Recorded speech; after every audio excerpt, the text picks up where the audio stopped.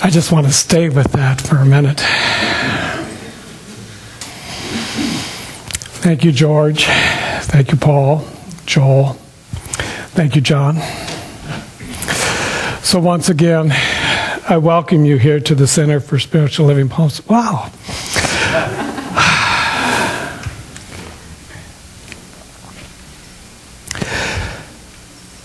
This is how I know that our center is absolutely poised to be magnificent and wonderful and beyond measure. As John was mentioning in his practitioner moment, it's not about the sense of pride or arrogance or being, self-centered. It's about this experience that there is a divine spirit that is desiring to move through each and every one of us into the world in order to have expression, in order to have experience. And because spirit is unlimited and eternal and absolute, it does not play little or small. It has to come out in that grandeur of the nature of what the divine is. And perfect examples of how that shows up is exactly how John showed up this morning, and how George and Paul and Joel each showed up, allowing for that divine expression to come through them, to be that magnificence, not for some glory and fame of their own, but this idea that it is Spirit working through us and as us. And that's the message that we teach in Science of Mind. Day in, day out, in all of the affirmations and all of the readings and all of the messages that we give, is that you have the opportunity to be Spirit in expression and experience. In fact, Spirit needs you in order for it to come into the world in that individualized, personal way that is you. Because there is no other expression exactly like you. Each of us is a perfect, individualized expression of Spirit, and must be. And when we are, then we will have that feeling of inner peace and divine harmony. And that is the message that we are speaking about today, is this idea of inner peace. Where do we find this inner peace? Where do we go to when we want to discover the joy and the abundance and the prosperity and the wisdom and the truth that we know is the nature of God? We must go within. It is not in the outer experience. It's not in the material world. It is not something that shows up outside of you. It begins from within. And when you discover it, when you reveal it, when you allow it to be that expression of who you are, then that is what you will see in the outer world. That will be the representation, the mere effect of who you are and what you are thinking. And where are your thoughts? I find it really extraordinary as I look at this time of the year, this season.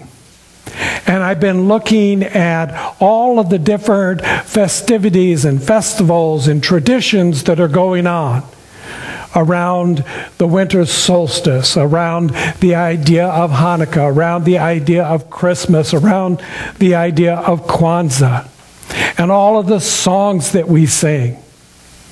Peace on earth and goodwill to all. And when you walk out the door, what you get is a lot of chaos and a lot of people running in a lot of directions at a really increased rate of speed. And I'm saying, so where is the peace that we keep asking for? How many thousands of years have we been talking about peace on earth, particularly at this time of the year, and yet this is the craziest time of the year that I've ever seen? Do we not get it?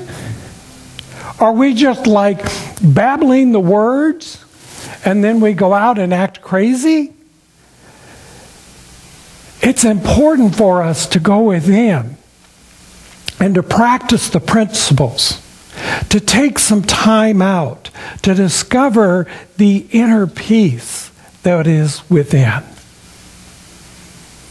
There are a couple of events that we are going to be rolling out here, activities that we're going to be doing at the center that call for this revealing of the inner peace. I already spoke about one. It's that 4 a.m. meditation for world peace, started by John Randolph Price, I think in 1986 or something, where he decided that he wanted to do something that would become worldwide, that would really begin to give peace a chance. There's another song. I was going to say about your singing, it was wicked. Had to get that in. But if we take this opportunity to collectively become single-minded, focused on the idea of peace. So around the world, and it's going to begin at Greenwich time in England at noon, and everybody else around the world is going to match that time. So like I said, it's 4 a.m. for us. And we're going to sit together in a gathering, in a group, and we're going to focus on the idea of peace, inner peace, because it begins here. And if I, as an individual, can go within and begin to find the inner peace within me, and whatever group of us that shows up that begins to work on this idea of collectively finding an inner peace. And then across the country and around the world, hundreds of thousands, millions of people are gathering at the same time to focus on peace. We will transform the world. We will transform what's going on and how it shows up. And it's going to take some time. It takes more than just 1 hour a year by which we do this, where we come together and say, we want to work on peace for an hour, and then the rest of the year we go crazy. You know, we have to sustain it. It has to be practiced daily.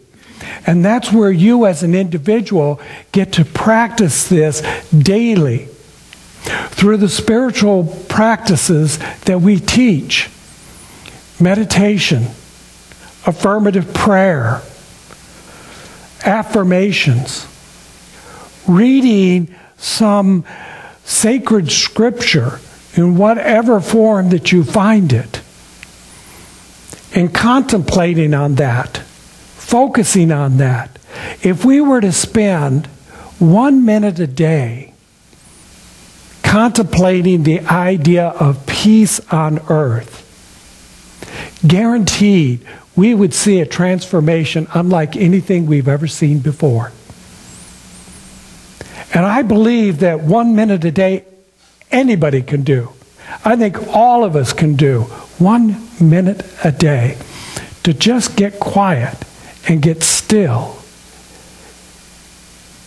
Now the difficulty is in that process of trying to get still, of turning off all of the mind chatter that's going on.